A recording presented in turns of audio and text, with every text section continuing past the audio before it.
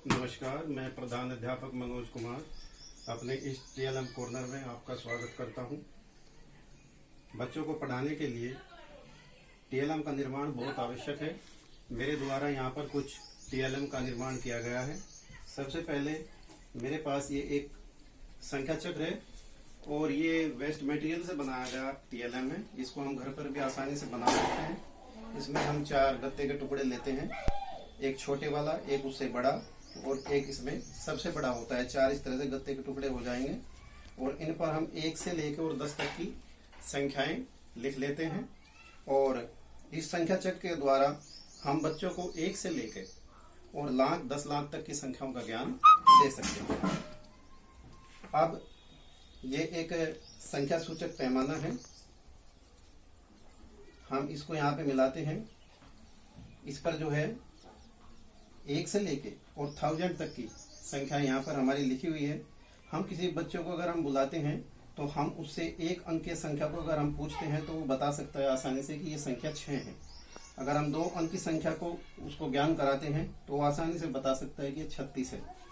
3 अंक की संख्या को वो आसानी के साथ बता सकता है कि ये 656 है और इसी प्रकार वो 4 अंकों की संख्या का ज्ञान भी बता सकता है।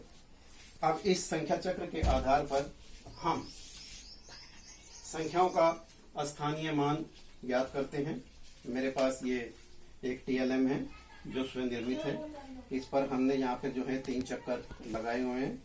करना कुछ नहीं है, सिर्फ वेस्ट मटेरियल से बनाया गया टीएलएम है। अगर हमें ये ज्ञात करना है कि हमारे पास कोई संख्या है, हम ये यहाँ पे देख लिए, हमने जो है एक संख्या 456 लिखी है। अगर हम इस 6 का स्थानीय मान ज्ञात करना चाहें तो क्योंकि ये टेंस वंस प्लेस पर है तो वंस प्लेस पर ये संख्या क्या है, 6 है। तो इसका जो स्थानीय मान होगा 6 × 6 = 6। संख्या 5 टेंस प्लेस पर है तो टेंस प्लेस पर 5 का क्या हो जाएगा, 50 हो जाएगा। दैट इज मीन्स 5 × इकाई और दाई मीन्स 10 मीन्स 50। इसी प्रकार 4 हमारा क्या हो गया, 100 पर हो गया। तो 100 का जैसे हम मल्टीप्लाई करेंगे वो कितना हो जाएगा, 400। हम 4 को जो है 100 चार्ट से भी दे सकते हैं। 4 का जो स्थानीय मान है वो कितना है, 400 है। धन्यवाद। आज हम बच्चों को भिन्नों के बारे में बताएंगे। मेरे पास ये एक वेस्ट मटेरियल है। इसमें करना कुछ नहीं, ये बिल्कुल जो है घर पर मिल जाता है वेस्ट मटेरियल। इसमें एक गत्ते का टुकड़ा है और हम यहाँ पे 2 ये चक्कर बनाते हैं। इसमें एक छोटा होता है और एक ये बड़ा होता है। मैंने यहाँ पर कुछ सिंबल बनाए हैं और कुछ जो है यहाँ पे फ्रैक्शन लिखे हुए हैं। सबसे पहले हम बच्चों को भिन्न के बारे में बताएंगे कि भिन्न की अवधारणा है क्या। मेरे पास ये एक लकड़ी का टुकड़ा है। हम बच्चे को बताएंगे कि ये पूरा 1 है। यदि मैं इसको 2 भागों में तोड़ दूं तो ये क्या हो गया, इसका जो फ्रैक्शन बनता है वो होता है 1/2। 1/2। इसमें हम 1 को क्या कहते हैं, जो हमारी ऊपर की संख्या होती है उसको हम अंश कहते हैं और नीचे की संख्या को हम हर कहते हैं। बच्चे भिन्न की अवधारणा को बड़ी आसानी से समझ सकते हैं। हम फिर बच्चों को बताएंगे, एक बच्चों को हम बुलाकर पूछ सकते हैं कि बताओ बेटा इसमें 1/2 फ्रैक्शन किससे मैच करेगा। तो बच्चा जो है इसको घुमाएगा और इसको यहाँ पे ले आएगा। ये एक पूरा गोला है और आधा यहाँ पे रंगा हुआ है, तो कुल भाग अपॉन रंगा हुआ भाग अर्थात 1/2। हमारे पास ये फ्रैक्शन है 3/4। ये एक पूरा भाग है। कुल भागों की संख्या 1 2 3 4 और उसके जो रंगे हुए भाग है 1 2 3, तो उसका फ्रैक्शन क्या हो गया, 3/4। तो इस वेस्ट मटेरियल, इस वेस्ट मॉडल की सहायता से, इसमें करना कुछ नहीं है, बिना लागत का एक मॉडल है जो हमने आसानी से बनाया है, जिससे बच्चों को भिन्न की अवधारणा के बारे में बड़ी आसानी से समझा जा सकता है। धन्यवाद। हमारे पास ये एक चार्ट पेपर है जिस पर हमने कुछ अक्षर लिखे हुए हैं और हमने यहाँ क्या है, कुछ प्रश्न लिखे हुए हैं और हम बच्चे को बुलाते हैं और आसानी से प्रश्नों के उत्तर क्रमकार द्वारा जो है खोजना बताते हैं। सबसे पहला प्रश्न है, घर में दूध लेकर कौन आता है। वैसे तो नॉर्मली बच्चे इसका उत्तर जानते हैं, वो आसानी से बता सकते हैं कि वो दूधिया होता है, लेकिन वो कर्मकार तंबोला विधि के द्वारा इसको खोज सकते हैं, दूधिया।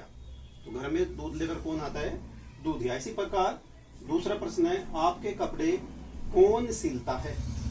तो उसमें बड़ी आसानी से जो है देख लेता है कि हमारे कपड़े कौन से सिलता है, तो आसानी से इसका उत्तर देता है कि हमारे कपड़े टेलर सिलता है, और वो कर्मकार को आसानी से खोज सकता है। तो इस तरह से इस चार्ट के माध्यम से बच्चे की हम खोजी प्रवृत्ति का विकास कर सकते हैं। धन्यवाद। संपर्क फाउंडेशन द्वारा बच्चों को हम कैसे सिखा सकते हैं, आइए इस प्रोसेस के बारे में जानते हैं। हमारे पास ये मोबाइल है, आप इसमें देख रहे होंगे, ये नीचे ऑप्शन में SF के नाम से एक लिंक है। ये संपर्क फाउंडेशन है, एक प्रकार का ये ऐप है। जैसे ही हम इस पर क्लिक करते हैं तो ये ऐप खुल जाता है, तो इसमें बहुत सारी एक्टिविटी यहाँ पे पड़ी हुई है। तो जैसे हम इस एक्टिविटी को यहाँ पर देखते हैं, ये पार्ट्स ऑफ बॉडी है, तो इससे हम जो है आसानी से बच्चों को पार्ट्स ऑफ बॉडी के बारे में बता सकते हैं। हमारे पास ये यहाँ पर एक स्पीकर है, और इसमें ये एक लीड जो है यहाँ पर लगी हुई है, इसका हम स्विच ऑन कर देते हैं और अपने मोबाइल से इस लीड को हम लगा देते हैं, कि ताकि कक्षा शिक्षण में बहुत सारे बच्चे जो हैं आसानी से इसको सीख सके। अब हम जो है इस ऐप को खोलते हैं, तो देखते हैं क्या होता है।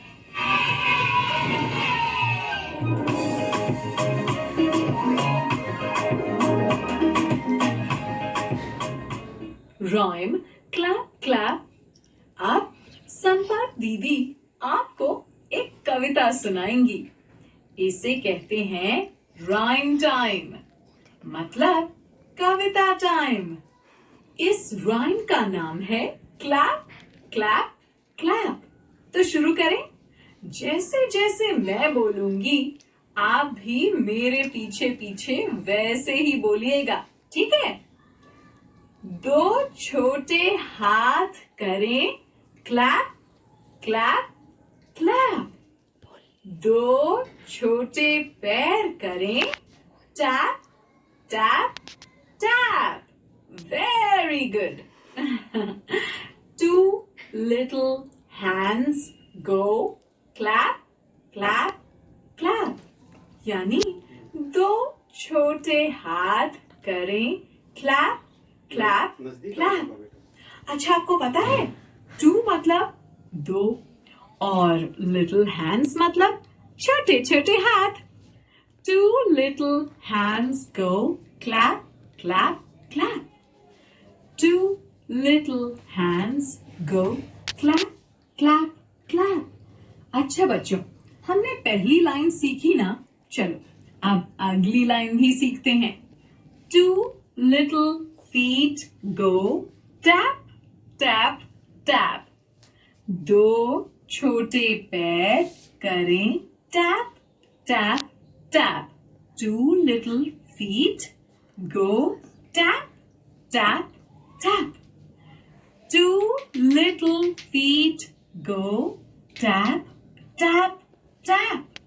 अच्छा बच्चों, हमने हैंड्स और फीट के बारे में तो सीख लिया। अब हम आईज और हेड के बारे में सीखते हैं। Two little eyes are open and shut। यानी दो you sing। दो छोटे छोटे कानों से सुनते हैं गाना, यानी hear you sing। आपको याद है जो हमने कविता सीखी थी? हैंड मतलब हाथ, फीट मतलब पैर, आईज मतलब आंखें, और हेड मतलब सिर। तो आप देख सकते हैं कि संपर्क फाउंडेशन ऐप की सहायता से हम बच्चों को किसी भी एक्टिविटी को आसानी से समझा सकते हैं। धन्यवाद। आज हम बच्चों को समतल दर्पण द्वारा प्रकाश के परावर्तन के बारे में बताएंगे। हमारे पास एक थर्माकोल का टुकड़ा होता है, ये एक वेस्ट मटेरियल है जो आराम से जो है घर पर या कहीं भी किसी भी शॉपकीपर के यहाँ अगर हम जाएंगे तो आसानी से अवेलेबल हो जाता है। इस मॉडल में क्या है, हमने यहाँ पर एक बैटरी लगाई हुई है और कुछ कांच के टुकड़े जो घर में वेस्ट मटेरियल के रूप में मिल जाते हैं, हमने ये दो जगह यहाँ पे लगाए हुए हैं। इसके बाद हमने ये एक ब्लैक तख्ती यहाँ पर लगाई हुई है। बैटरी का प्रकाश हम समतल दर्पण पर डालते हैं तो आइए देखते हैं क्या होता है। जैसे ही हम बैटरी का प्रकाश समतल दर्पण पर डालते हैं तो हम देखते हैं कि ब्लैक पेपर पर हमें एक प्रकाश का बिंदु प्राप्त होता है। तो हम कह सकते हैं कि जैसे ही प्रकाश की कोई किरण समतल दर्पण पर आपतित होती है तो वो अपने मार्ग से परावर्तित हो जाती है। इसके बाद हमारा दूसरा प्रयोग है, हमने यहाँ पर एक तख्ती रखी हुई है जिस पर A, B और C हमने कुछ यहाँ पे अक्षर लिखे हुए हैं, और जब हम समतल दर्पण में स्लेट का प्रतिबिंब देखते हैं तो हमें प्रतिबिंब उल्टा दिखाई देता है। आप देख सकते हैं कि उल्टा प्रतिबिंब हमें प्राप्त हो रहा है, अर्थात समतल दर्पण में किसी भी वस्तु का प्रतिबिंब उल्टा बनता है। आइए अब हम तीसरा प्रयोग देखते हैं कि प्रकाश की कोई किरण जब किसी बिंदु पर आपतित होती है, जितने कोण पर वो आपतित होती है उतने ही कोण पर वो परावर्तित हो जाती है। आइए इसका प्रायोगिक सत्यापन करते हैं। हम 30 डिग्री के कोण पर एक लाइन खींचते हैं और उस पर कुछ पिन लगा देते हैं। जब हम इस किरण का प्रतिबिंब समतल दर्पण में देखते हैं तो हमें जो है प्रतिबिंब ऊपर की ओर दिखाई देता है। उस प्रतिबिंब को ध्यान में रखते हुए हम स्केल के द्वारा उसी ओर एक लाइन खींच लेते हैं। तो हम देखते हैं कि जिस कोण पर हमने ये लाइन आपतित की थी उसी कोण से वो समतल दर्पण के द्वारा परावर्तित हो रही है, अर्थात आपतित किरण जिस कोण से आती है परावर्तित होकर उसी कोण से निकल जाती है, अर्थात आपतन कोण परावर्तन कोण के बराबर होता है। इस आधार पर हम प्रकाश के परावर्तन के नियम बच्चों को आसानी से बता सकते हैं। अब हमने यहाँ पर एक गोलीय दर्पण का उदाहरण लिया है। हमने 2 चम्मच के टुकड़े इसमें लगाए हुए हैं, एक चम्मच को हमने उल्टा रखा है और दूसरी चम्मच को हमने सीधा रखा है। ये एक गोलीय दर्पण का कार्य कर रही है। जैसे ही हम चम्मच के उभरे हुए भाग में देखते हैं तो हमें अपना प्रतिबिंब सीधा प्राप्त होता है, अर्थात हम कह सकते हैं कि उत्तल पृष्ठ पर सीधा प्रतिबिंब प्राप्त होता है। लेकिन जैसे ही हम चम्मच के गहरे भाग में देखते हैं जो हमारा अवतल पृष्ठ का कार्य कर रहा है उसमें किसी भी वस्तु का प्रतिबिंब उल्टा प्राप्त होता है, आप देख सकते हैं। तो उक्त मॉडल के द्वारा हम बच्चों को प्रकाश के बारे में आसानी से बता सकते हैं। धन्यवाद।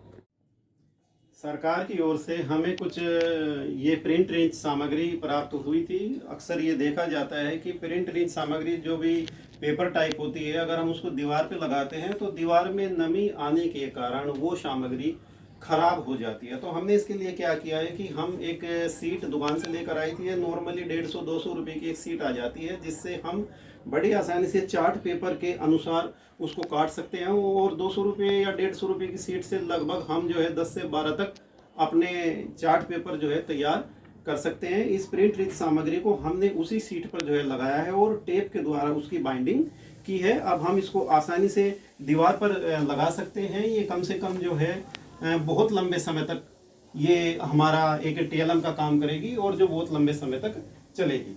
और अगर हम इसको ऐसे ही सामग्री को दीवार पे लगा देते तो ज़्यादा से ज़्यादा ये साल भर में खराब हो सकती थी।